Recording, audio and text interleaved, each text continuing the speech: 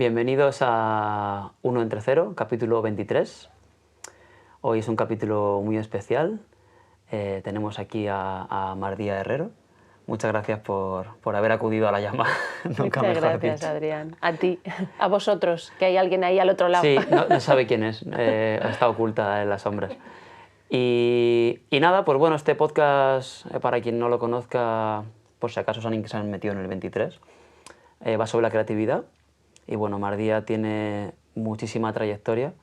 Entonces, bueno, la primera y única pregunta que hago, que luego ya todo va al aire, es ¿para ti qué es la creatividad? Bueno, claro, con esta pregunta podemos estar ya un año Esa entero. es la idea. Para mí la creatividad es como una coparticipación con lo divino. Yo diría que esto en el sufismo se explica así muy claramente, la antropología del sufismo. Se suele decir que el ser humano está entre medias de dos identidades opuestas. Una sería la del siervo de lo absoluto y la otra sería la del representante en la tierra de lo absoluto, ¿no?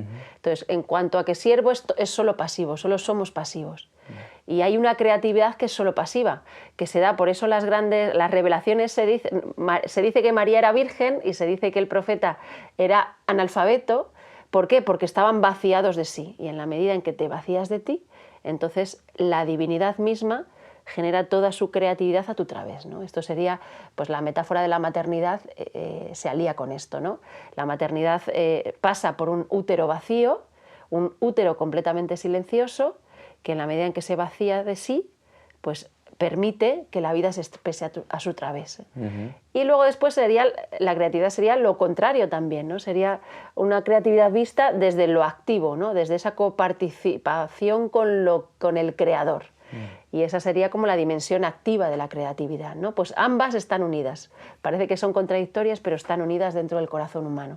En mi caso, la creatividad surge sobre todo cuando me pongo a la escucha. Y mis libros, normalmente, casi todos son libros que yo empiezo desde cierta inspiración, o en un momento así se ilumina una bombilla, y es un momento además de una belleza, porque es como que me silencio, y en el momento en que hay como un silencio, se abre una ventana o se abre una puerta, y ahí surge. Y entonces yo solo me pongo al servicio de eso que ha sucedido, ¿no? Sí, ¿y crees que los escribes tú, los libros? ¿Tienes una sensación de que eres tú que elige cosas o que de alguna manera achorra? Pues igual, sí y no. En cierto sentido sí y en cierto sentido no. Es decir, en última instancia no los escribo yo. Pero también sería injusto decir que los escribe otro por mí y que yo soy mera receptora y mero canal, porque entonces estoy haciendo un poco de trampa, ¿no? Hay que ser sincero, y siempre estamos, o sea, la realidad siempre también es coparticipada. Por un lado, estamos recibiendo y estamos escribiendo lo que recibimos, pero por otro lado también lo estamos sacando de lo más profundo que hay en nosotros. De tal manera que cuando se escribe un libro participa todo, o sea, toda tu experiencia vital previa, todos los libros que has leído antes, aunque no te acuerdes de ellos, están colocados en algún sitio de tu corazón, incluso las experiencias que no son propias, es decir, los traumas que tuvieron tus padres, o las palabras que te dijo tu abuelo, o sea, todo lo que ha conformado tu vida está ahí. Y a la vez está ahí algo que va más allá de todo lo que ha conformado tu vida, ¿no?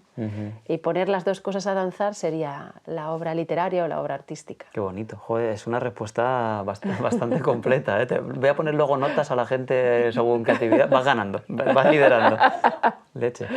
¿Y cuál fue...? Perdona, Fernando Arrabal decía que la imaginación era el arte de combinar la memoria, de combinar los recuerdos, que es hermoso también, ¿no? Fíjate. Es decir, es como que para mí está también la parte de revelación, ¿no? Hay una revelación constante en lo que hacemos. Hay un despliegue de lo que somos y de lo que hemos vivido, y a la vez hay una revelación que nos trasciende. De la memoria, además. Es como que lo recuerdas. Qué interesante. ¿Y la primera vez que te pusiste a escribir, cuándo fue? ¿Cuándo dijiste, estoy escribiendo cosas? Pues a mí me gustaba mucho escribir, me gustaba leer y escribir, porque era muy imaginativa de niña. Entonces me gustaba mucho ver la tele también, pero la tenía muy limitada. Mis padres me dejaban ver los días de diario, creo que era media hora, y los fines de semana un ratito por la mañana. Pero me encantaba la tele, las películas, el MacGyver, me gustaban este tipo de series así de personajes heroicos, ¿no? Pero me gustaba mucho también escribir y leer. Y desde muy pequeña, es que recuerdo, porque es un acto fundante casi en mí, que lo tengo muy, muy presente, un día me puse a escribir como poemas en que yo solo estaba atenta a la rima. Es decir, lo único que me importaba es que rimaran. Y mi madre estaba viendo un programa en la tele que se llamaba Con las manos en la masa, que en esa época era muy famoso, que era un programa de cocina, ¿no? Sí. Y yo estaba haciendo una rima que decía, estoy viendo en mi casa con las manos en la masa. Es que hasta me acuerdo, ¿no? Y cuando acabé de hacer el poema se lo enseñé a mi padre. Y mi padre me dijo, esto que has hecho es precioso, pero lo más importante cuando escribas es que lo que escribas salga de tu corazón. Wow. Me dijo, no solo es importante que rime, sino que lo que hagas salga del corazón. Pues esa noche no dormí. Tendría yo 7 años o así, y me pasé toda la noche sin dormir escribiendo poemas que salieran del corazón, preguntándome cómo era eso de escribir poemas que salieran del corazón. Y esa noche compuse uno que luego lo escribí, que era el caracol soñaba tener un avión para ir volando hasta mi corazón. Oh. Y esa fue, me levanté tan contenta a enseñárselo a mi padre, ¿no? Entonces, de alguna manera es una semilla que plantó mi padre con esas palabras, y también una semilla que plantó mi padre porque mi padre había vivido en Soria, y en Soria de adolescente estudió en el aula donde había dado clases Antonio Machado, y entonces para mi padre toda la vida de Machado, el ir a ponerle flores a la tumba de Leonor, la mujer muerta demasiado joven de Machado, todo eso era una historia para mí mítica que mi padre me contaba de muy pequeña y que también encendió algo en mi corazón. Que con una frase cómo se puede cambiar la vida de alguien, ¿eh? Hay a veces que los padres plantan semillas sin ni siquiera ser conscientes de ello, ¿no? O sea, para mí eso es como un acto fundante y fue una palabra que pronunció mi padre. Y además es toda mi vocación desde entonces, escribir. Siempre he querido escribir con el corazón. Eso es lo que he querido yo hacer toda mi vida, ¿no? ¿Y crees que lo has acabado consiguiendo? O sea, ¿sientes que te queda todavía, que lo has conseguido, no sé, ¿cómo relación tienes con ese propósito que tenías de pequeña? Pues nunca se consigue del todo, pero a la vez estás siempre en camino, ¿no? La sensación que tengo, y eso permite que no se agote la obra literaria, porque si no llegaría un día que, ya he escrito del corazón, pues ya está, ya me retiro, ¿no? Pero el camino espiritual no se agota nunca, y el camino de la creatividad, en la medida en que tú estás vivo, se está transformando como la vida misma, que está metamorfoseándose todo el rato. Pues, hombre, a lo mejor algún día dejo de escribir, pero en mi caso más bien crecen las ganas y van creciendo las ideas y se van transformando según yo me voy transformando también vitalmente, ¿no? Según mi vida se transforma también lo literario. Ojalá pueda llegar algún día a escribir de corazón. No, yo creo, a ver, claro, que la humildad, qué cosa. Porque yo creo que, o sea, por lo que he leído, no he leído mucho en verdad de lo que has escrito, pero lo poco que he leído es una sensación de que es, iba a decir prístino, fíjate, ¿existe eso? ¿Prístino? Sí. Transparente, ¿no? Sí, existe. Madre mía, sí. vaya tela. ¿Y cómo vino, a raíz de escribir, vino el gusto por la palabra, porque eres profesora de literatura, ¿no? Sí. ¿Empezó tu gusto por ahí? ¿A raíz de escribir dijiste voy a mirar en este punto? ¿Te gustaba en el colegio lengua, etcétera, etcétera? Sí, a mí en el colegio me gustaban varias asignaturas, o sea, también me gustaban mucho las matemáticas, siempre me gustó mucho la historia del arte, la historia de la literatura. Sí, me gustaban muchas asignaturas, pero sobre todo se decantó más bien porque de pequeña yo escribía mucho, escribía novelas largas de 80 páginas con 9 o 10 años, pero era una manera de vivir aventuras. O sea, lo que tenía era un anhelo de aventura muy fuerte, ¿no? O sea, de hecho a veces me escapaba de casa y me iba como a ver a donde se ponía el sol, a llegar a ver qué descubría más allá, ¿no? Había como esa doble vocación, como aventurera por un lado y por otro lado literaria, y como el recurso que tenía, mis padres no me dejaban casi ver la tele, el recurso que tenía eran los libros y escribir, ¿no? Entonces de ahí salió. Y no sé qué más me habías dicho. Lo de literatura, que cómo, o sea, lengua que cómo viene. ¿Estudiaste lengua y literatura? Y luego después en el instituto tuve la suerte de tener profesores muy buenos en historia y en literatura. Mis mejores profesores, en el colegio no, en el colegio tenía profes muy buenos también de matemáticas, pero en el instituto los profes que me marcaron eran de historia y literatura. Y yo estudié historia primero en la universidad. Qué bueno. Sí, pero estudié historia porque quería como...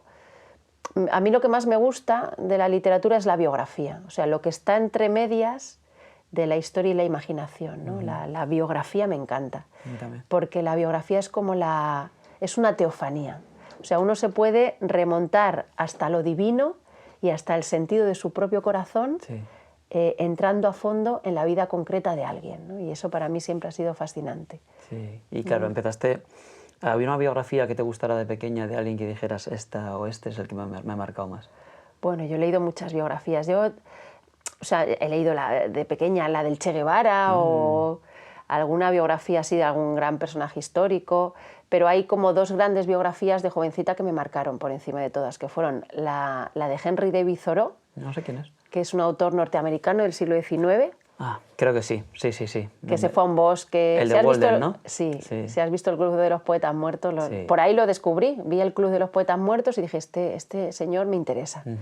Y entonces me puse a leer pues, toda su obra, y buena parte de su obra es autobiográfica. Y luego Santa Teresa. Ah, Estos desde pequeña ya.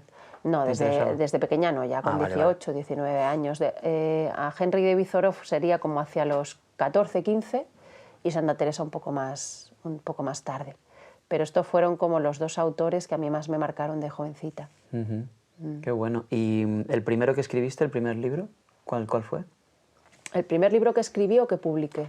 Ah, buena pregunta. El que escribiste. Pues yo de niña escribía muchos libros de aventuras. Recuerdo con 11 años escribí un libro, que lo tengo por ahí todavía, que se llamaba En busca de mis amigos. Oh. Porque leí un libro que me encantó, un libro infantil, no sé si de barco de vapor o estas colecciones que leíamos antes, que se llamaba El agujero de las cosas perdidas. Wow. Y es que detrás de un sitio había un agujero donde iban todas las cosas que se perdían, y si tú te metías ahí, te metías como en un mundo paralelo. Y a mí ese libro me fascinó tanto que hice como una historia similar, pero no se perdían las cosas, sino se perdían mis amigos del cole. Además, los protagonistas eran mis 5 o 6 amigos del cole. Y entonces tenía otra amiga que no se había perdido y yo teníamos que ir a buscarlos. Y era como un mundo tipo El laberinto. ¿Cómo es la película? Está muy antigua. O sea, pasado este agujero había cosas ahí. Eso es decir, caías como por un abismo y luego después aparecías en un mundo diferente, ¿no? Era un mundo en realidad era como un paraíso, era un aparecer en un paraíso, porque luego me costaba convencer a los amigos de volver, ¿no? Qué bueno. Porque era un lugar muy hermoso el que había. Ya es una muy buena metáfora, de verdad. Y además estoy viendo justo el cuadro que tienes ahí. Es como justo mirando otra vez de un mundo fantástico, ¿no? Algo así. Ese cuadro, de hecho, lo tenía yo en mi habitación pues de adolescente, de jovencita, porque cuando lo descubrí, es el tratado más Flammarion, no sé si se puede grabar, pero bueno. No, luego ¿cómo es tratado Flammarion? Sí, es una ilustración inserta en un tratado, ¿no? Y entonces pues habla como de las diferentes esferas, ¿no? De los diferentes mundos, pero a mí es como ese anhelo de asomarse a lo que hay más allá de, ¿no? A lo que hay más allá de. Tal cual que la novela hablaba de eso, o sea, te asomabas a un mundo que no sabíamos qué era. Sí, qué bueno. ¿Y el primero publicado, cuál fue? El primero publicado con 25 o 26 años, o sea, yo trabajaba en una revista, Generación 21, que no sé si la habéis conocido, una revista universitaria. Me suena. Sí, ¿Es de la Complutense eso? ¿No? Bueno, salía creo que en toda España, pero ahí en la Complutense la repartían. Y de hecho, Rafa y yo empezamos a escribir en esa revista a la vez, ¿no? Nos conocimos por eso.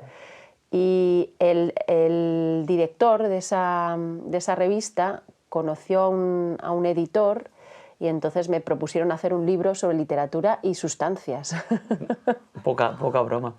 Y entonces en un par de meses escribí ese libro y luego hice la tesis doctoral de eso, porque como hice la investigación que no estaba hecha, casi nadie había investigado a fondo sobre ese tema, en los escritores del siglo XIX y XX, pues me metí en esa historia y salió un libro y luego salió la tesis doctoral. Wow. ¿Y la tesis, o sea, cómo ser en un abstract de la tesis, qué sería?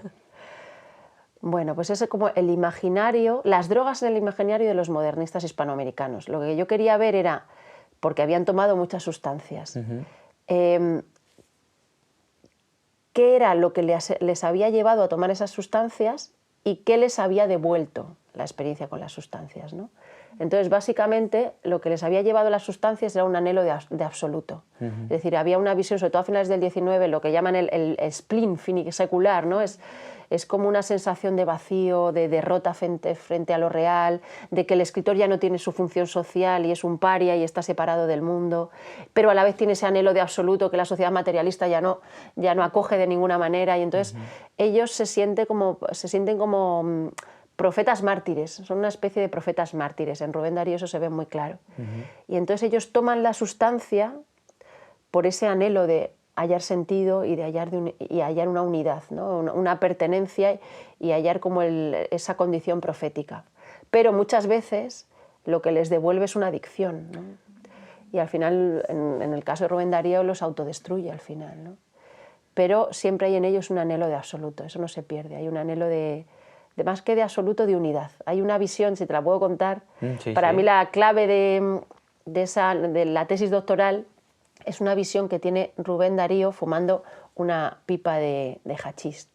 Y entonces él tiene una visión y es que está delante hay un conciliábulo de hadas, es decir, están las hadas en reunión y él de repente se asoma, es decir, puede ver a las hadas reunidas, ¿no? Y eso es maravilloso, pero claro, es algo que está prohibido, él no puede acceder a esos secretos. Y cuando lo descubren las hadas dicen, vamos a ponerle un castigo, tiene que ser el castigo peor que encontremos. Y dice una, pues lo matamos, y la otra no, y la otra, ya sabemos que vamos a hacer que no pueda ser amado nunca. Wow. Y entonces la reina más dice, vale, pero le vamos a dar un amuleto, y en el amuleto va a aparecer la palabra esperanza. Le dan el amuleto, él se pone a caminar y va caminando por el bosque y se va dando cuenta de que todos los seres alrededor son amados. Son amados los búhos, son amadas las piedras, las nubes, los árboles, las hojitas que se han caído, todos son amados, salvo él. Qué desgracia. Y sin embargo, aunque él no es amado y ya vive con esa herida como fundante de toda su historia, tiene el amuleto con la palabra esperanza también ahí, ¿no? Pues esa es la experiencia, esa es como el arquetipo, una experiencia compartida por la mayoría de los escritores de su época. Esa sensación de que hay un sentido, pero de que el escritor ha sido como sacado de ahí, ¿no? ¿Y crees que ahora estamos viviendo algo parecido? Bueno, ahora estamos viviendo algo parecido en muchos sentidos, es decir, el problema es que ahora, yo creo, hay un problema general de haber perdido nuestra conexión con lo simbólico hasta tal punto que la mayoría nos hemos creído eso de que el ser humano no tiene alma y ya no la tenemos, ¿no? Es que esa sensación de que se han cortado los hilos con lo simbólico. Cuando hablo de lo simbólico hablo de lo que intermedia entre el mundo sensible y lo real, ¿no? Y la maravilla de lo real. Otros lo llaman Dios, ¿no? Pero lo real con mayúscula. El alma funciona siempre con símbolos porque los símbolos son la puerta que nos conecta o el puente que nos conecta con esa experiencia del absoluto o del amor con mayúscula o de la verdad con mayúsculas, ¿no? Y hemos cortado los puentes. Entonces esto lo veo yo mucho entre adolescentes, ¿no? Que hay historias que a nosotros nos tocaban mucho cuando éramos jovencitos y que a ellos ya no les tocan. En parte también por el uso de la pantalla o no sé qué, pero la sociedad que tenemos en muchos casos ha perdido como esas conexiones con lo simbólico y necesitamos recuperarlo además. Me llama la atención porque estuve pensando el otro día, reflexionando con mi pareja, sobre el concepto de la imaginación y por qué los móviles ahora y los videojuegos y todo te rellenan, las películas te rellenan los espacios que antes llenaba la imaginación, como tenías tú de pequeña y creabas mundos. Entonces al final con esta creación con la imaginación y con la proyección a cosas tenías ese vínculo con lo real, pero es que ahora como ya te lo ponen hay una manera en la que tu cerebro está todo el rato, o sea, no puede salir de la proyección virtual, pero no es real, o sea, no hay una conexión, no hay dioses, los dioses nuevos pueden ser el dinero, la tecnología, la belleza, pero están distorsionados, no son reales. O sea, antes eran simbólicos, también perfectos los dioses, pero ahora es como virtual, les falta alma, entonces es como que el conector está cortado, lo que dices tú. Sí, no hay imaginación ahora, todo te lo rellena. La reflexión que haces es profundísima, sí, yo lo veo así. De hecho, siempre, y esto es algo que han intentado hacer los teóricos del imaginario, a mí me interesaron mucho los teóricos del imaginario, y de hecho la tesis la hice sobre ellos, porque los teóricos del imaginario decían, hay un problema en Occidente, en el Occidente moderno hay un problema, y es que está por un lado el mundo sensible y por otro lado está el mundo abstracto, ¿no? El mundo intelectual, y no hay eso que los conecte. Y la imaginación, o sea, si lees los libros de texto, por ejemplo, ¿cómo se plantea la historia de la literatura para un chaval de 14 años o de 15 años? La literatura es como una ficción a la que uno se asoma para escapar un poco de esa cotidianidad como administrativa que te ahoga, claro. ¿Quién puede vivir en una cotidianidad administrativa? Entonces, como necesitamos escapar un poco de eso, ahí viene esa ficción que te permite pues, sentarte en el sillón después de un día terrible de trabajo, sentarte en el sillón a escaparte un rato, ¿no? Pero es que esto es la muerte de la imaginación, porque la imaginación siempre ha sido la intermediaria entre lo divino y lo humano, es decir, ha sido siempre la puerta que une el cielo con la tierra, ¿no? Y hay una gradación de la imaginación. Esto, pues todos los filósofos renacentistas o todos estos teóricos del imaginario lo destacan, es decir, desde la fantasía, ¿no? La fantasía pura, que sería eso que genera, pero que de alguna manera está conectado con lo más oscuro del inconsciente, hacia la imaginación mística, ¿no? que está unida directamente a lo divino. Hay como toda una gradación que nos lleva como desde lo más material a lo más espiritual, pero hay un punto cuando la imaginación está conectada con el sentido, con lo real, con la maravilla, con el amor con mayúscula, ahí, en ese punto, la imaginación es mucho más elevada y mucho más verdadera que el pensamiento racional. Claro. Porque es algo que genera el corazón. O sea, que está por encima porque es algo que depende del corazón. Y por eso la experiencia mística no se puede decir con palabras, está más allá de la palabra, pero se puede expresar en forma de mitos. Es mucho más fácil entender una experiencia elevada a través de un mito que a través de un discurso filosófico, ¿no? Racional, ¿no? Claro. Pero claro, si le dejamos a la imaginación solo la función de fantasía, nos hemos cargado también su función. Y no es posible, vamos a ver, la imaginación y la creatividad, y volvemos al principio, emana del vacío y del aburrimiento. Sí, imaginación y aburrimiento, estaba pensando en eso. Claro, sale del no sé qué hacer y surge. Claro, y los niños ahora no se pueden aburrir. Yo, de hecho, estoy teniendo picos de intentar desaparecer de redes sociales, no tenerlas, no tener nada, bueno, perfil personal no tengo, pero publicar lo justo y consumir lo justo. Intento solo producir. Producir me refiero a crear cosas.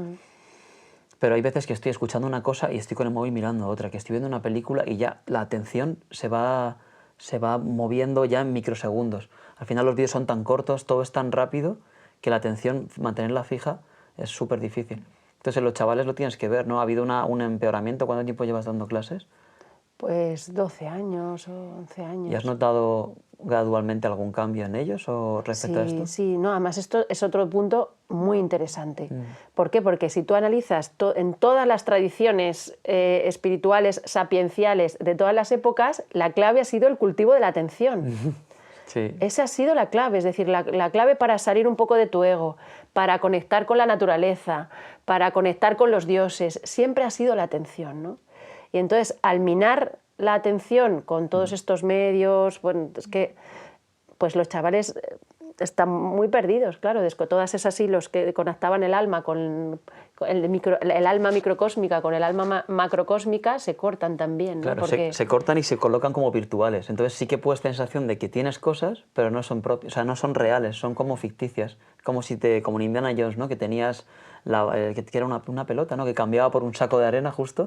Yo creo que pasa como un poco así, es como, no, yo tengo un montón de cosas, de amigos, de cosas que hacer, pero luego se sienten vacíos, es como, aquí falta algo. claro, están llenos de actividad, pero claro, nada de eso es profundo. Puede haber algo profundo, ¿no? Pero en principio, y eso además les genera como el contacto, bueno, la atención va peor en general.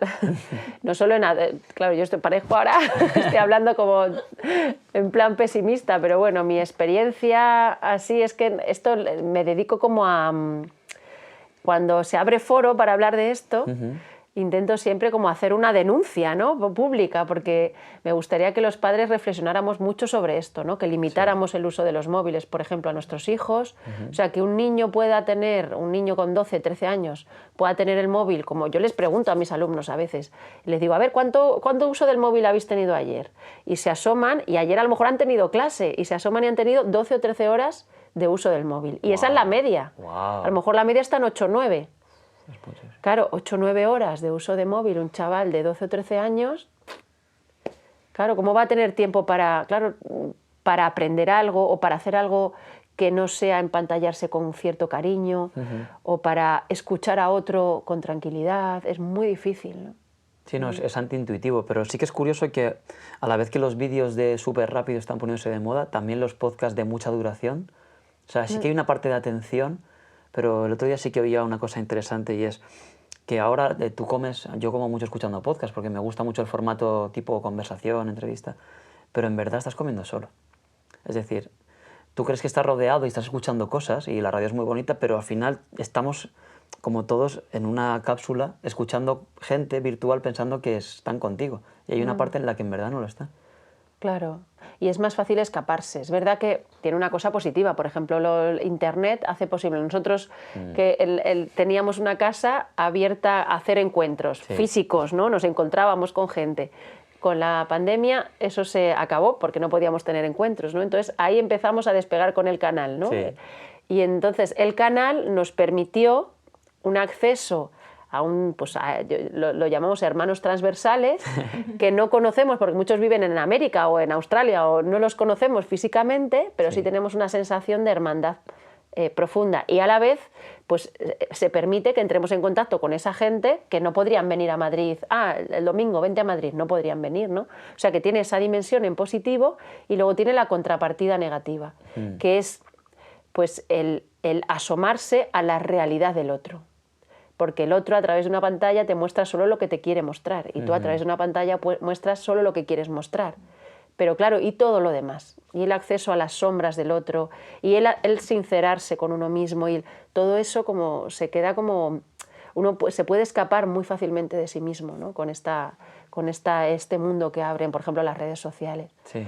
Y en particular a veces puede generar autoestimas muy frágiles. Claro, si te enseñan al final que tú vales en la medida en que tienes muchos o pocos seguidores, entonces, ¿dónde está lo más profundo de ti, ¿no? Es como... ¿Cuándo te dedicas a buscar lo más profundo de ti, ¿no? Claro, todo es valoración externa, es decir, cuánta gente... Y además luego el algoritmo depende de lo que te ponga o no te ponga. ¿A vosotros os ha pasado en vuestro canal que habéis tenido algún vídeo que has dicho, buah, este vídeo me parece bueno, creo que la temática, y que de repente pincha en visitas y haces, jo, qué raro? ¿Os afecta? O sea, hay una parte en la que os afectará, supongo, la temática que planteas de, buah, esto parece que está bien, que es interesante, y de repente nada. No, y otros es verdad. temas que dices, ¿y este tema por qué de repente funciona? Sí, es verdad. Y te hace dudar como un poco quizás de lo que tú propones, ¿no? Es como, ¿vosotros tenéis claro cuál es vuestra línea? O sea, ¿sabéis hacia dónde queréis ir o vais improvisando? ¿Cómo hacéis vosotros para hacer los vídeos? ¿Qué os surge? Bueno, nosotros los vídeos primero surgen de un deseo de compartir, ¿no? Y un deseo de compartir pues lo que tenemos para compartir, que es lo que nosotros hemos ido experienciando, pues las lecturas que hemos hecho, las vivencias que hemos tenido. Y luego después, como el eco, ¿no? La relación con lo que vivimos fuera, pues gracias a Dios nos ha pillado ya mayorcitos, ¿no? Ya tenemos como una edad y luego tenemos una vida paralela que hace que no sea, o sea, que no le podamos dar mucha importancia a eso, ¿no? Porque tenemos 5 hijos y claro, las necesidades de esos 5 hijos ya son suficientes para nuestro día a día, ¿no? Como para estar muy pendientes de los likes y de todo esto. Pero es verdad, claro, esto es verdad que también uno quiere, o sea, si uno hace una propuesta al mundo, pues es lógico que haya un anhelo de que haya una respuesta en el mundo, ¿no? Si yo siento que lo que le tengo que dar al mundo es esto y luego después nadie me quiere escuchar, pues es verdad que es triste, ¿no? Porque es como, ¿y qué pasa, no? Entonces, bueno, es un trabajo que hay que hacer con madurez y también con humildad, ¿no? Aprendiendo también de los errores y aprendiendo también que a lo mejor hay cosas que para ti son más importantes que los likes que se reciban, ¿no? Porque, por supuesto. O sea, es un trabajo así como paralelo, ¿no? Con ambas cosas. Y luego después los vídeos, ¿cómo los hacemos? Pues robándoselos al tiempo, ¿no? Es como, bueno, los niños, bueno, ahora ya no porque son más mayores, pero cuando eran bebés, que se han dormido, vamos corriendo a grabar un vídeo. Y es que según bajábamos las escaleras, hablaba de qué tema, de qué no sé qué, de qué no sé cuánto. Y los hacemos un poco así. Qué bueno. Hay alguno que hemos preparado más. Sí. Pero la mayoría de los vídeos, los que hacemos entre los dos, los preparamos muy poco, simplemente decimos, a ver qué tema. Y luego las entrevistas sí intentamos leer pues, libros de la persona a la que entrevistamos. Con las entrevistas sí somos bastante serios, ¿no? Y traemos al canal a gente que nos interesa, o sea, gente que creemos que nos puede enseñar algo o puede aportar algo en la línea en que nosotros trabajamos, que tiene que ver pues, con la unión entre tradiciones, con la unión entre psicología y espiritualidad, con pues, la maternidad, la familia, la pareja, lo psicológico, un poquito todo eso. ¿Y a quién te encantaría entrevistar a nivel, o sea, tirando la flecha lo más arriba? Pueden ser también gente que ya no esté viva. ¿A quién te hubiera gustado charlar con él o con ella? Bueno, así según hay mucha gente, ¿no? Pero según me cuentas, el primero que me ha venido es Alejandro Jodorowsky, porque influyó mucho. O sea, yo siento que en un momento de mi vida me ayudó mucho. Leerlo, conocerlo, lo entrevisté, de hecho yo lo entrevisté con 25, 26 años, lo entrevisté, lo que pasa que yo era muy jovencita y me dio la vuelta a la entrevista y acabó leyéndome el tarot. O sea, se empezó a leer el tarot, empezó a ver cosas en mi vida, me empezó a echar la charla, tú tienes que cambiar esto, no sé qué, no sé cuánto, y entonces al final la entrevista nunca se publicó porque fue una entrevista de él hacia mí. ¿Y no querías publicarla? Claro, entonces te dio por ahí, te voy a publicar esto. Es que me empezó a sacar cosas muy personales, mías, y yo decía, o sea, y empezaba, claro, es que tú eres muy joven, muy joven eres, decía. Fue genial, ¿no? Pero ahora ya que está muy mayor, ¿no? Que es una persona ya muy mayor, la verdad es que me gustaría entrevistarlo. Alguna vez hemos lanzado el anzuelo. Sí, a ver si colaba, pero por ahora no. Vamos a ver, es que es muy curioso lo que ha pasado, porque de cámara, claro, Patri se ríe, porque o sea, se me había ocurrido hoy, por primera vez, como una sección, por si me atoraba un poco a nivel preguntas o algo. O sea, he traído un tarot, es que es bastante fuerte, ¿no? El de Jodorowsky, además. ¿Sí? Lo tengo aquí. Entonces, es muy curioso porque además, lo cogí esta mañana porque venía un fin de semana que estaba en un curso de comunicación no verbal y me lo voy a llevar por si, no sé, me gusta echar ahí un poco, me entretiene. Porque a mí Jodorowsky me gusta mucho también. Y lo tenía en el pantalón y me lo he traído. Y entonces justo hoy he dicho, venga, ya que no tengo ninguna pregunta concreta, por curiosidad voy a ver qué temáticas o qué puede ser interesante de la pregunta, o sea, de la entrevista con Mardía. Y me ha salido el diablo.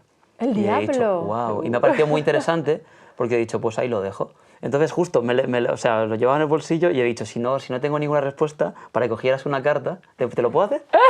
Es solo una carta, o sea, y tú sí, lo que te surja. Y ahora es como me va a salir la que me sacó Jodorowsky, ya verás. Ay, no me digas cuál es. A ver, venga, o sea, esto no está preparado, prometido. A ver, coge una. Eso sería la leche, ya hubiera sido eso. Vale, pues a ver, vamos a hacer comparativa. ¿Cuál ha salido? El emperador. El emperador. Vale. Bueno, es un poco Jodorowsky, en verdad, el jodido. Vale, ¿y qué te sacó él? Bueno, él me sacó 3 cartas. Sacó 3 cartas, pero yo estaba en un momento vital muy particular, o sea, con unos problemas emocionales muy particulares. Y entonces él es que los vio, o sea, es como que lo vio todo, bueno. ¿Sabes? Y empezaba, pero es que te lo digo, no te lo digo porque por mí, te lo digo porque el ángel me bajó, decía. Te lo digo porque el ángel me bajó, ¿no? Y entonces lo que me vino a decir es que pusiera toda mi energía. Yo en ese momento estaba escribiendo Peregrina, que ha salido 15 o 16 años después. Wow. Estaba escribiendo Peregrina, pero luego lo dejé, ¿no? Me dijo, ¿estás escribiendo algo, no? Y le dije, sí. Y me dijo, pues por favor, pon toda tu energía en ese libro. Qué bueno. Y pasaron 15 años. ¿Y no le hiciste caso? No le hice caso. Vamos a ponerle aquí, vamos a dejarle aquí. Ahí está. Que nos guíe la entrevista. No le hice caso, pero al final, 15 años después, mira, pues salió. O 16 años, o 17 años Qué después. Fuerte. Y te dijo que estabas escribiendo, o sea, que siguieras con eso. Me dijo, tú eres escritora. Claro, salió la luna, ¿no? Empezó, uy, toda tu feminidad y tu creatividad se ha despertado, ¿a que sí? ¿Estás escribiendo algo? Y le dije, sí, estoy escribiendo un libro sobre el Camino de Santiago. Y me dijo, tienes que centrarte ahí, tienes que poner ahí todo tu corazón y toda tu energía, me dijo. Qué bueno. Y dice, hazme caso. No me vas a hacer caso, pero hazme caso, que te lo digo porque el ángel me bajó. Qué fuerte. Sigue igual, ¿eh? O sea, la han entrevistado hace poco, tiene 93 ya, y entrevistó a un chavalín que es de aquí español, Alex Fidalgo se llamaba, me parece, creo que era él. No, sí, Alex. Y estaba entrevistándole tranquilamente y de repente le dice, dice, ¿por qué no puedo entender lo que me dices? Le dice Alex a Jodorowsky. Y le dice, eres tu padre. Y le saca, de dentro le dice no le dice lo del ángel, pero le dice, oye, perdona, que yo de verdad, es que me ha salido del inconsciente, yo no es con ninguna acritud. Tú me has preguntado, yo te contesto. Y me he acordado mucho de esto. Sí, sí. Madre mía. Sí, fue muy poderoso, pero a la vez vi como que O sea, que es un hombre que va así como de histriónico, no sé qué, nunca ha ido de maestro, yo no soy un maestro, no sé qué, pero sí que vi que tenía pues una conexión, ¿no? Tenía una atención que era capaz de captar cosas, ¿no? Cogía hilo de cosas, ¿no? Sí. Eso sí que lo comprobé. Y aparte que me ayudó mucho justo antes de ello, esto fue después, ¿no? Pero hubo un momento de una crisis muy fuerte en mi vida con 22 años, pero una crisis de entrarme fiebre, me empezaron a hacer pruebas de todo tipo porque tenía 40 de fiebre y no había nada orgánico que explicara la fiebre. Me hicieron hasta punciones lumbares, a ver si tenía meningitis. Y era una crisis espiritual, o sea, porque es que estaba acabando la carrera y no sabía qué quería hacer con mi vida, y estaba claro que lo que quería hacer con mi vida no tenía nada que ver con el horizonte que yo había visto en la universidad, porque tenía un anhelo espiritual, ¿no? Y entonces me tumbé en la cama, mi madre venía, yo quería estar metida en la cama, o sea, fue una crisis, no duró mucho tiempo, pero fue muy fuerte. Y entonces una noche encendí la tele y estaba Sánchez Dragó en un programa entrevistando a Jodorowsky. Sí. Y entonces empezó, según hablaba Jodorowsky, era como si me hablara a mí. O sea, todo lo que decía era para mí. Todo lo que decía, ¿no? Y al día siguiente me fui a comprar todos sus libros, ¿no? Y me puse ahí a saco, a leer sus libros. Pues el que le hice la entrevista en Psicomagia a Jodorowsky, Javier Esteban, era el director de Generación 21. Poco después, en Pastrana, que es un lugar de fundación teresiana de Santa Teresa, ahí conocí por casualidad a este Javier Esteban, que me enseñó la foto de Maulana Seinassin, que es el maestro sufí, y que me presentó a Rafa, me presentó a mi marido. ¡Uala! Bueno, pues joder, pues ahí le tenemos. Poca broma con Jodorowsky. Hostia. Y claro, él te dijo que escribieras el de Peregrina, ¿no? O sea, te dijo, continúa con eso. Bueno, lo que estaba haciendo. Vale, y el de Peregrina es por el Camino de Santiago, ¿no? ¿Lo escribiste haciendo el camino por primera vez? Sí, porque justo después de esa crisis, ¿no? Esa crisis me pasó pues, en las Navidades entre los 22 y los 23 años, y en junio me fui a hacer el Camino de Santiago. O sea, me puse a leer todos los libros de Jodorowsky, empecé lo que hice fue mi árbol genealógico. Y entonces empecé a descubrir secretos familiares, ¿no? Pero los empecé a descubrir desde lo que revelaba, o sea, yo decía, aquí hay un nudo, pues debe de ser esto. Y entonces empezaba a indagar y mis padres o mi familia me iban contando cosas, ¿no? Y entonces eso para mí fue un trabajo muy liberador. Y justo después de leer todos estos libros de Jodorowsky, ya acabé la carrera y como no sabía muy bien qué hacer con mi vida, me fui al Camino de Santiago. Y ahí fue cuando empezó a venir pues, que había sentido, que había una unidad que lo sostenía todo, que había un amor, o sea, un amor muy profundo que ponía en nuestro lugar todo lo que nos sucedía, que ponía delante de nosotros todas las personas que nos pasaban, y vino con una naturalidad, más allá como de teologías, vino con tanta naturalidad. A mí, que era una niña, que lo sabes, es que me venía de repente, o sea, es que estaba yo cantando por el camino una canción de Pedro Guerra y de repente me venía, ¿sabes? Y yo decía, pero, o sea que es que ni iba a misa, ¿sabes? Y entonces esa fue una experiencia tan poderosa que al acabar el camino en Finisterre, vi, ya sé a qué me tengo que dedicar, ¿no? Porque iba también a hacerme esa pregunta, tengo que escribir un libro sobre esto que he vivido, porque esto dará esperanza. Pero tardé 16 años. Qué bueno. Y cuando lo publicaste cerraste un ciclo enorme, claro. Sí. O sea, el problema fue, esto lo dice mucho Jaime Buigas, que no sé si lo conoces, pero a Jaime lo tienes que entrevistar. Ay, mira, pues te iba a haber preguntado que si conocías a alguien, pues mira, pues a él. Jaime es guay. ¿Tú lo conoces? Bueno, es guay. Y Jaime ha sido un súper peregrino, pero peregrino de que en una época dice que le gustaba tanto caminar que si tenía que ir a Toledo se iba andando. Tengo un recado en Móstoles y tengo otro en Nueva York. Bueno, voy a ir buceando si hace falta. Y entonces se dio cuenta de que era muy difícil, cuando el camino había sido muy poderoso internamente, era muy difícil regresar. Y que entonces era mejor regresar andando. Y es muy sabio esa propuesta que él hace, que parece como pues, algo ocurrente, sin embargo es muy sabio, porque yo he necesitado muchos años para regresar de ese camino. De hecho, he necesitado como habitar en el arquetipo opuesto, ¿no? Estar en la maternidad, que es lo contrario al peregrino, durante pues, 11, 12 años a fondo, para poder como digerir bien todo aquello que de alguna manera se me había mostrado, ¿no? ¿Transformaste algo del libro? ¿Le diste una vuelta o casi quedó como lo tenías en principio? El libro es práctica, o sea, todo lo que pasó es todo lo que yo fui contando en mi diario, lo que pasa que está escrito por una mujer que ya lo ha traducido todo eso en su corazón, ¿no? Y que han pasado 15 años y he pasado, pues eso, por un matrimonio, varios hijos, o sea, muchas experiencias, ¿no? Entonces, aunque lo que contiene es lo que aparecía en el diario y todo lo que pasa es lo que aparecía en el diario, de alguna manera ya está implícita la interpretación, ¿no?, que he ido haciendo yo todos estos años. Qué buena mezcla, en verdad. Es la pasión del adolescente, por decirlo de alguna manera, y la supervisión del adulto, ¿no? Es como, aquí te lo reviso. Qué bonito. ¿Y el siguiente libro que publicaste, cuál fue? O sea, el primero fue este de los escritores. Sí. Bueno, sí, claro, ese fue el primero escrito, ¿no? El primero publicado, el primero de los escritores publicado. ebrios. Ese no sabía, claro, vale. Eso. Luego escribí uno después que está ahí, que no está publicado porque no está del todo acabado, pero es un libro que algún día, si Dios quiere, acabaré, que se llama Cárceles de amor. Wow. Que, bueno, sucedió después de una historia como muy dramática que tuve yo de pareja, ¿no? Los amoríos. Y entonces, y lo llamé Cárceles de amor porque necesité hacer un proceso de duelo muy profundo, ¿no? Fue casi una experiencia iniciática para mí. Y ese está ahí. Y luego el siguiente que escribí, que estaba yo totalmente inmersa en la maternidad, fue un diario de embarazo de mi hija Fátima, que se llama 39 semanas y media, que me vino como, ¿qué puedo hacer? Porque está claro que no puedo escribir, o sea, con todo este lío, con 2 niños pequeños, que no sé, es que no podía escribir, ¿no? Y de repente un día me vino el título, ¿no? 39 semanas y media.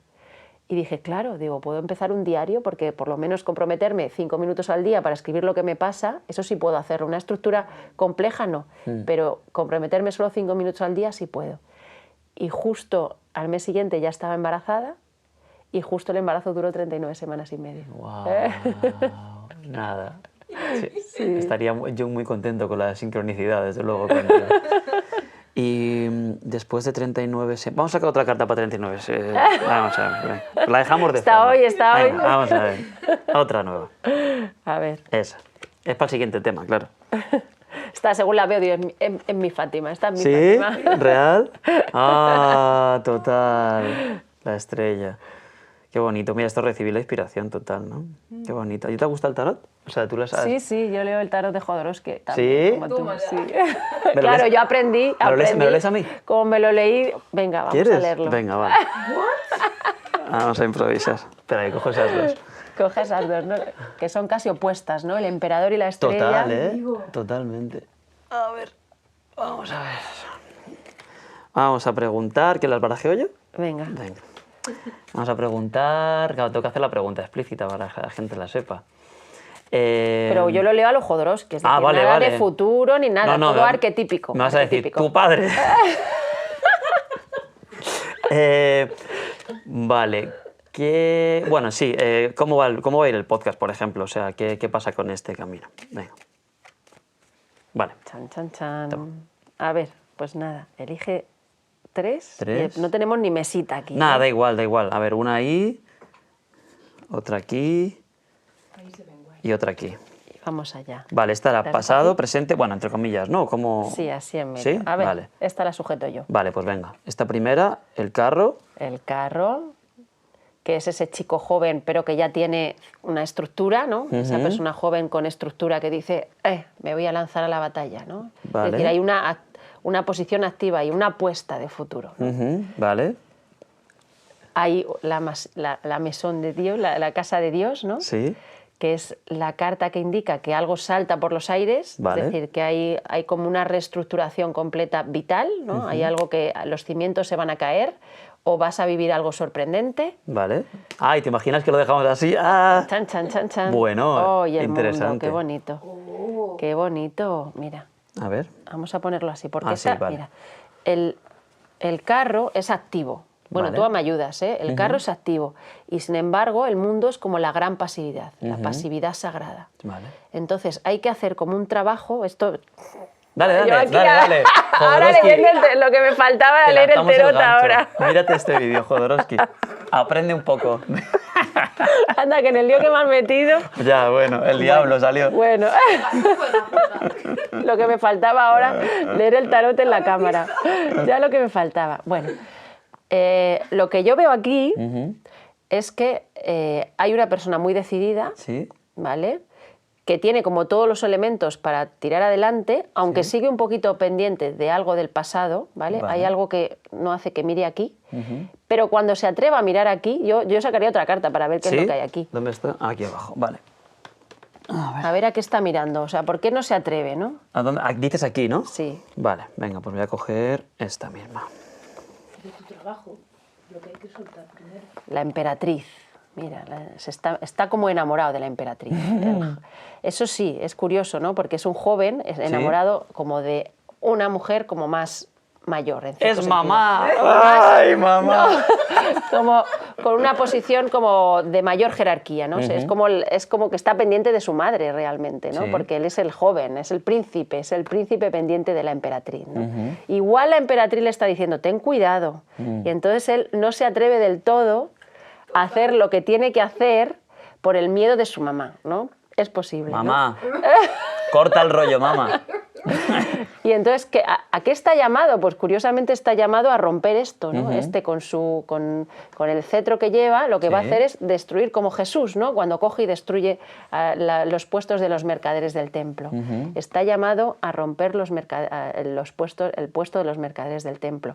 Si deja de mirar a esto y se atreve, que esto puede ser también todos los mercaderes que hay dentro, es decir, todos los temores sobre el salir adelante o lo económico, todos esos temores. Sí, que es lo que hacían en el templo, en realidad, era comerciar, cosas banales, como que no era una fe auténtica, sino que había ahí juego sucio. Entonces, si se atreve a actuar de Jesús ante los mercaderes del templo, con los mercaderes del templo que hay dentro de uno, que esto se ve muy bien también en el Evangelio, ¿no? Aquello de ocúpate solo del reino de Dios y todo lo demás se te dará por añadidura, porque Dios no viste a los lirios del campo, ¿no? Ese punto, ¿no? Es qué como, bonito. si se atreve a hacer lo que realmente ha venido a hacer, entonces el mundo es suyo, ¿no? El mundo que es también la corona de laurel, es decir, el príncipe logra su destino, se cuelga la corona de laurel y el mundo entero está para él, ¿no? El mundo entero, además, con el apoyo de los evangelistas, con el apoyo como celestial, ¿no? Joder, pues nada. Pues, Amén. Amén. Madre mía. Madre mía, lo que me falta. ¿En qué lío- en qué lío que me has metido un lío. Yo te lo juro. Mira, es que además lo tenía guardado y digo, yo qué sé, o sea, es que nunca lo usaba, además, y de repente has sido tú la que has dicho lo de Jodorowsky, yo no he dicho nada. No, cuando me No, es que me ha venido, me has Sí, dicho... sí. No, pero lo has provocado tú, porque ¿Yo? ¿a quién te gustaría? Y a mí me ha venido Jodorowsky, Claro. O sea, pero es que está aquí, es que tenemos tres psicomagias. Bueno, eso lo has dicho antes. Tenemos sí. 3 psicomagias ahí porque Rafa tenía, yo tenía y yo he tenido más y entonces están las 3 subrayadas. Vale, además. regalamos 2 libros. ¿Te imaginas? A los mejores likes. Qué bueno. Joder, macho, vaya tela, ¿eh? Madre mía. Vale, pues bueno, quería mencionar también... Como Santa Teresa, ¿no? entrevista paralela. ¿Quieres entrar? Esto es como lo de, cuando hablamos Entra a saludar. lo de los niños, lo de ¿quieres participar? Pasa, pasa. Es que tu mirada también hace la entrevista, ¿eh? Hombre, claro, está quieta. No, es que estaba viendo los de Cielo y Tierra, que me parecen preciosos. Hablé con Francis, porque me pasó su contacto Mariano para ver si hablaba con él, para si le podía entrevistar. Pero que es el que hizo las ilustraciones de estos 2 libros, que son preciosos. ¿De dónde salió la inspiración de estos 2 libros? O sea, pero Bueno, es un libro con 2 caras. Muy potente, sí. Este libro es una historia muy potente. Porque en 2019, en octubre, falleció de repente la mejor amiga de uno de mis hijos, Teresa se llamaba. Y o sea, yo había ido por la mañana a Ávila a ver con unas hermanas sufíes todos los lugares de Santa Teresa, como hacía un poquito de guía, ¿no? Y venía una maestra sufí alemana y estuvimos tocando la guitarra allí en la zona de los locutorios donde recibía Teresa las visitas. Estuvimos allí tocando canciones por la tarde, recitando mantras sufíes, ¿no? Bueno. Y cuando regresé, los niños, fui solo, se quedó Rafa con los niños. Cuando regresé, los acosté, me metí en la cama y me escribió la madre de Teresa, la amiga de mi hijo, diciéndome que la niña había fallecido por la tarde. Y entonces, pero así, por la mañana había ido al cole, ¿no? O sea, que no fue después de una larga enfermedad, ¿no? Por la mañana había ido al cole, se había puesto mala, la habían llamado a la madre y falleció, ¿no? Y entonces eso generó bueno, primero una noche, yo creo que ha sido de las peores noches de mi vida que yo he vivido, porque, o sea, la cosa era, ¿cómo le voy a explicar yo a Omar por la mañana esto? ¿Cómo se lo cuento, no? ¿Cómo le cuentas a tu hijo eso? Porque claro, contárselo bien significa asumir tú también lo que es la muerte. Es decir, no le puedes... Porque a un niño no se le puede engañar, y menos con una cosa así, ¿no? Y yo no estaba preparada para contárselo a mi hijo, ¿no? Y me pasé toda la noche dándole vueltas. El caso es que por la mañana Rafa llegó y se lo dijo. Además se lo dijo porque Rafa dice que es mejor que las cosas hay que decirlas tal cual y luego ya se elaboran, ¿no? Y se lo dijo y ya no, yo no tuve ni que intervenir, ¿no? Después de toda esa noche yo no tuve que intervenir. Pero esa pregunta quedó dentro de mi corazón. ¿Cómo se lo explico yo esto a mi hijo? Porque pasaron los días, el niño se dedicaba a hacer dibujos, como no podía, se quedó como casi petrificado y lo manifestaba dibujando. Y hacía dibujos, de hecho hizo un dibujo que es muy significativo para el libro también, hizo un dibujo en que había una triangulación, estaba él abajo, luego arriba estaba Dios a un lado, con barba así sentado encima de una nube, y estaba Teresa al otro, ¿no? Formando un triángulo, y había un hilo que iba del corazón de Dios al corazón de Teresa, del corazón de Teresa al corazón de Omar, y del corazón de Omar al corazón de Dios. Teresa y Dios estaban sonriendo y Omar estaba llorando. Y Omar, cuando lloraba, sus lágrimas caían y las hormigas las cogían y se las llevaban a un hormiguero. Para mí esto parece que es un detalle, pero a mí me parece que esta es la clave de la historia, porque su dolor no caía en saco roto, servía de alimento a alguien. O sea, es que hay una creatividad en ese dolor, en un dibujo que le sale a un niño de 7 años, y a mí esas lágrimas cayendo y las hormigas llevándoselas, me pareció de una belleza sublime, ¿no? Y la pregunta de cómo se lo explico a mi hijo siguió ahí, pero quedó, ¿no? Yo tardé muchos meses. Él, yo creo que lo vivió e hizo la gestión del duelo mucho mejor que yo, ¿vale? Y luego de repente llegó un día que Francis Marín, el ilustrador, me escribe un día y me dice: oye, Mardía, que te he visto en algunos vídeos, que me gustaría hacer un libro contigo y yo te lo publico. Dice, me gustaría, la propuesta es bellísima, claro, porque el corazón de Fran, ¿no? Sí, Y me dice, quiero que escribas el libro que te gustaría contarle a tus hijos. Y yo te lo publico en Kyrie. Bueno, él decía, yo no, el editor, porque él dice que no es el editor, bueno, esas cosas que él dice, ¿no? Y lo publico en Kyrie. Y yo, joder, con esa propuesta, y de repente una noche vino la historia. La historia que era la historia de una niña que se despierta en una cueva y tiene que subir para buscar a su padre, y un niño que se despierta en lo alto del firmamento donde no hay formas, pero echa de menos a su madre y tiene que bajar a buscar a su madre. Los dos están unidos él está unido por una especie de hilo invisible con él abajo, y ella está unida por una raíz con él arriba, ¿no? Tiene que ir siguiendo la raíz, ¿no? Y bueno, no cuento el final, pero esa es la historia, ¿no? Y un día Francis, pero no lo había ligado directamente a la historia de Teresa, ¿no? Sí. Yo escribí la historia se la envié a Francis, le encantó la historia, dijo, la ilustro yo. Se puso a ilustrar y una noche él soñó con tierra, con la protagonista, se llamaban Cielo y Tierra. Y por la mañana me dijo, he soñado con tierra y la he dibujado, a ver si te gusta. Y había hecho como la portada del libro, que es esa que vemos ahí. Sí. Y entonces cuando me enseñó a tierra, entonces ahí se me encogió el corazón, porque me di cuenta de que era muy parecida a Teresa. Wow. Teresa era así, morenita también, porque tiene padre de origen español y madre de origen africano. Entonces es muy morena, y cuando la vi fui a por una foto de Teresa y le conté la historia a Francis, porque él no sabía la historia, le enseñé la foto y me dijo, es esta niña la que ha venido a verme en sueños. Wow. Y de alguna manera pues el niño era Omar y la niña era Teresa, porque para superar la muerte de alguien no muy querido es necesario unir el cielo con la tierra, ¿no? No hay otra manera. O sea, no se pueden hacer... O sea, se puede hacer un duelo y ya está, y el tiempo lo va curando, pero en el fondo, lo que cura, o sea, el tiempo cuando cura es cuando hace a lo más profundo de nuestra alma entender que en cierto sentido el cielo y la tierra están unidos, o esta vida y el más allá, ¿no? Qué bonito. Joder. Y de hecho, me parece curioso, ¿no?, que Omar esté en el cielo. Sí, porque Omar siempre ha estado un poco en las nubes. La parte bonita. Es un poco... De hecho, lo que hablaba de la Cábala dice eso, ¿no? Que como que la tierra es el cielo es la tierra, como que está girado, ¿no? Como que está al revés o algo así, como que... Claro, la Cábala es un sistema como de organización, es un sistema, un mapa para organizar todas nuestras energías y en último extremo para unir el cielo con la tierra, o sea, lo más material con lo más espiritual. Pues se dice en Cábala que Keter es Malhut. Keter es la corona, que es lo que está lo más alto del árbol de la vida, y Malhut es el reino, que es lo más bajo, lo más material del árbol de la vida. Pero Keter es Malhut, en el fondo es el cielo y la tierra son uno. Qué bonito. El cielo y la tierra son uno, pero para llegar a esa experiencia hay que unir como todas nuestras dimensiones. No vale con lo digo y ya está, no tengo la intuición y ya está, sino que tenemos que unificar también en vida todas nuestras dimensiones, nuestra dimensión más material, más biológica, más social, más artística, más todas nuestras dimensiones.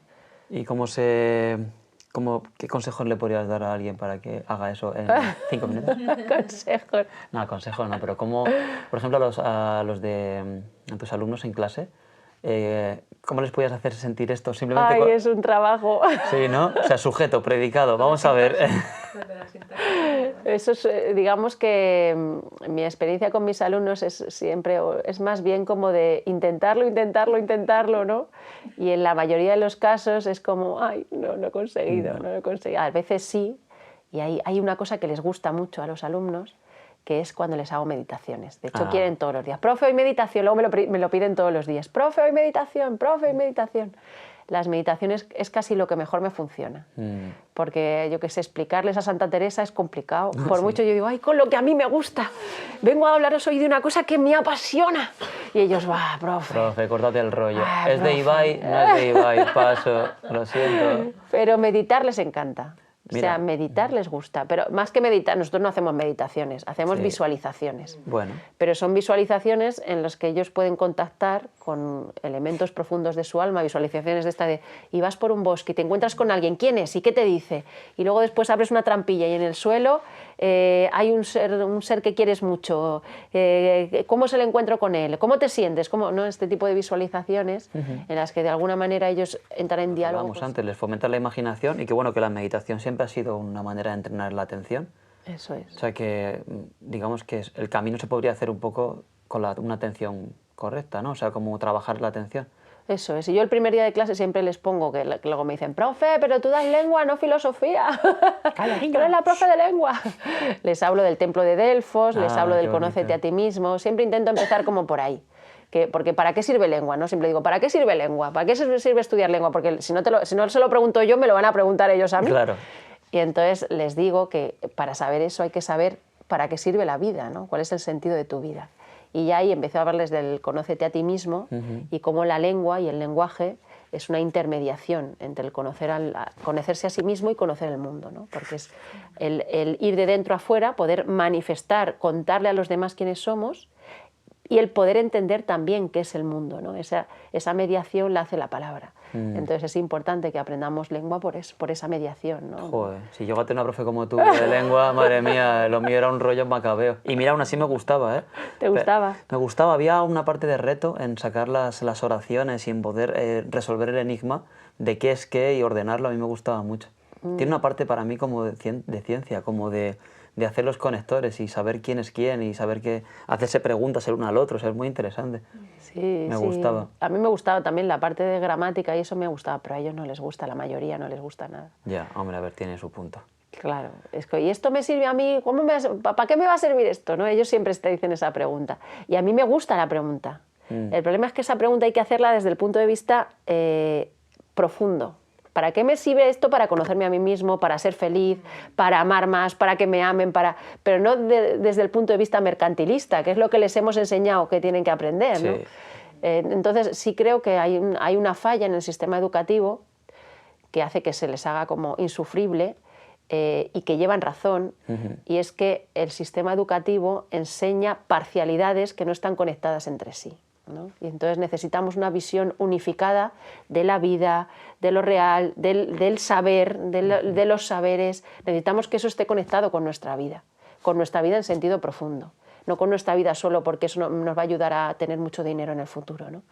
Y eso se ha perdido con el cientifismo moderno ha acabado con eso, con esa conexión entre las ciencias. Sí, que era la Academia de Platón, o sea, que tenía todo unido y ahí hasta hacían deporte, que Platón estaba amazado como el solo, seguramente. O sea, hacían el deporte olímpico, hacían retórica, ética, o sea, Eso se ha perdido, sí. Claro. ¿Y Yo, de con hecho, qué? yo cuando llegué a la universidad, que esto siempre, yo lo pasé muy mal los primeros años de universidad, en historia, en filología estuve más contenta, pero Sí. los primeros años en historia, salvo algunos profesores, siempre hay profesores brillantes. Pero yo con lo que a mí me gustaba aprender, estudiar, yo creía que iba a la Academia de Platón, ¿sabes? Y cuando llegué ahí, ahí lo pasé, fui muy mal. Pasé unos años, no me extraña que entrara en crisis, porque fueron, además, la mayoría de los profesores eran materialistas científicos, y es que es que yo no podía con eso. Con el materialismo científico no he podido nunca, era demasiado para mí. Era como que claro, yo tenía como esas ansias de imaginación, Sí. de maravilla, de flipe, que era un poco flipada también, ¿no? Pero entonces todo ese materialismo científico para mí era como tan descorazonador. Sí. Y de alguna manera eso se transmite también en las escuelas. Entonces, o sea, yo entiendo que no es fácil para los chavales. Ya, está complicado. Es que estoy pensando de qué manera se les puede ayudar. ¿Se podría meter meditación, tú crees, en algún momento en algún colegio? O sea, ¿puede haber alguna opción de que eso acabe calando? Porque a ti no te dicen nada. Se va metiendo, se va metiendo. ¿no? Sí, es algo que se está haciendo cada vez más, ¿no? El mindfulness para jóvenes, sí hay gente que lo está trabajando y a ellos les encanta. O sea, es casi lo único que les gusta. Fíjate. Y además consigues que cierren los ojos, que son chavales de 14 años, ¿sabes? Que Sí. cierren los ojos, que les pones una música así que es que ellos jamás escucharían. O sea, claro. yo les pongo música de Kundalini Yoga a veces para... ellos jamás escucharían eso en su vida. Y sin embargo ellos entran, ¿no? Y al día siguiente te lo piden otra vez. Fíjate. Porque claro, es algo creativo y necesitan algo creativo, entrar en contacto consigo mismos, están en una edad en la que necesitan saber quiénes son, adolescentes, es una edad, para mí fue la peor edad de mi vida y salí tarde, ¿no? Y además siempre se lo digo, si estáis pasándolo mal, no os preocupéis, porque luego normalmente la vida va mejor. Bueno, eso es un buen referente. Sí. Jo, qué bien. Pues yo creo que lo vamos a dejar aquí, porque ha sido completísimo el viaje, hemos dado... por último, se me ocurre, ¿el siguiente libro lo tienes escrito ya? Estoy escribiendo un libro. Vale. Bueno, estoy escribiendo 2 libros ahora, pero uno está ya en el corazón, no está escrito, o sea, no está completo ya en fase de edición o buscar editor o no sé qué, Vale. pero está de alguna manera ya dentro. Vale, pues eso es la pista. Dentro de 16 años volver a hacer un podcast y Mardía lo va a sacar. Y la última pregunta, es que también la tenía pensada, tú te llamas Marta, en verdad. Sí. ¿Y Mardía, por qué el cambio? Pues mira, Marta es el nombre que me pusieron mis padres. Mis padres estaban dudando si ponerme Marta o María. De hecho, tengo una hermana, después de mí vino una hermana y la llamaron Patricia, porque no se atrevían a llamarla María, porque decían, van a decir la gente Marta y María, las hermanas de Lázaro, ¿no? Pero ellos querían María conmigo, luego al final no sé cómo eligieron Marta, querían María con Patri, y luego cuando llegó la tercera ya le tocó María, ¿no? Y entonces... esa duda de mis padres entre las dos cosas estaba como siempre presente, y cuando me gustó tanto Santa Teresa desde joven, Santa Teresa siempre hablaba, ella reivindicaba a Marta, porque decía que sí, que María se había llevado lo mejor en el Evangelio porque había estado contemplando a Jesús, pero que Marta había estado haciendo el servicio y que es necesario también reivindicar esa figura de servicio y que hay que unir las dos cosas, ¿no? La contemplación y el servicio, o la acción y la meditación. Y cuando llegué a Chipre, a casa de Maulana Signasin, del maestro sufí que conocí y como me enamoró, él me dijo cómo me llamaba, y yo le dije Marta, y empezó Marta, Mardía. Y hizo derivar de manera muy natural, pero fonéticamente, mi nombre, desde el que me habían dado mis padres, a Mardía, ¿no? Me dio ese nombre. Y a mí me parecía que Mardía era la unión de Marta y María, Mardía, y a la vez significa lo activo y lo receptivo, porque Mardía es a la vez el alma que satisface a Dios y el alma que está satisfecha de Dios. Es las dos cosas a la vez, es decir, es la unión como de Marta y María. Esto es, pues así, muy alucinante. Pero voy a haber dicho, eso es muy de psicomagia también, que te voy a haber dicho, te cambias el nombre y con eso empieza todo a despegar. Me encanta, la verdad que la historia... Bueno, pues reivindicamos a las Martas. Marta, saludos, es que mi novia se llama Marta. Entonces, pues hola. Y nada, pues que muchísimas gracias por la charla, que ha sido muy interesante. Muchísimas gracias, porque lo que has sacado tú de aquí, lo que has sacado tú y Patricia de aquí... Sí, así los del Olmo. Que por cierto, vivís en una calle... Bueno, y luego hablamos, adiós. Apellido del Olmo. Sí, sí, Ah, sí. ya, pues una vez, una vez escribí un Segunda libro, y ya parte. acabo, ya acabo. Una No, vez no te escribí un libro, pero no lo acabé, ese libro está inacabado, en que los protagonistas se llamaban Olmo y Alma, ¿sabes? Ah, anda, leche. Vale, pues nada, pues si te Ahí hacen queda, ahí falta queda. fotos para los protagonistas, que Francis nos dibuje a nosotros. Francis, dibújame como una a tu novia francesa. Bueno, pues nada, pues que un placer enorme. Y ahora nos vamos a tomar un café y a seguir charlando. Esto ya no se va a grabar, se siente. Y bueno, pues, ¿cómo se llamaba el que me dijiste que podía ser interesante para entrevistar? ¿Qué me has dicho Yo antes? creo que deberías entrevistar a Jaime Buigas. Jaime Buigas. Vale, pues le mando este cachito, Jaime Buigas. Eres el siguiente. Y vamos a hacer un hilo a ver hasta dónde nos tira, ¿no? De cielo a tierra, a ver a dónde llega esto. Y bueno, que muchas gracias. Y que bueno, Psicología y Espiritualidad, que es el canal que tienen Rafa y Mardía. ¿Y qué más? ¿Quieres decir algo más? Ya está, nada, que muchísimas gracias a ti, a Patricia, que está al otro lado, aunque no la veis, la operadora. a los dos, y bueno, por esta energía tan bonita que tenéis, ¿no? Que no lo me mismo extraña te que digo. salga creatividad de ahí, ¿no? Porque hay como esa llamita encendida, ¿no? Qué guay. Gracias. Pues nada, a ti. Vale, un beso para todos. Adiós.